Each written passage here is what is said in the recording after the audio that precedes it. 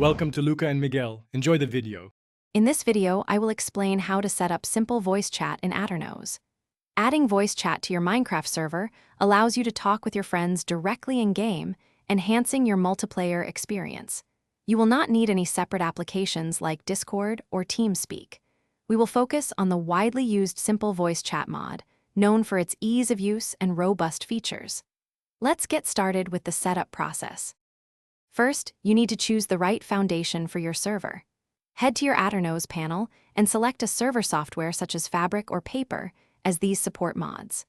Once your software is set, navigate to the Mods section and search for Simple Voice Chat. Install the latest stable version available. Remember, it is crucial that you also install the identical version of the Simple Voice Chat mod on your own Minecraft client to ensure compatibility. After installing the mod on your server, start your Aternos server just one time. This action generates the essential configuration files needed for the mod to function. Once the server is online, stop it.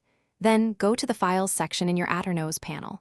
Locate the config folder, then the voice chat folder, and finally open voice chat server. Properties. Inside this file, find the line that says port and change its value to -1, then save your changes. With the configuration saved, it is time to restart your Aternos server. Once it is fully online, launch your Minecraft game. Make sure you are running the correct profile with the Simple Voice Chat mod installed. Join your Aternos server as usual. Once in-game, you can typically press the V key to open the voice chat overlay.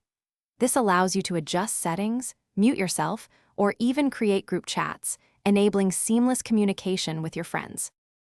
Thanks for watching and please subscribe. It's the best investment you'll ever make.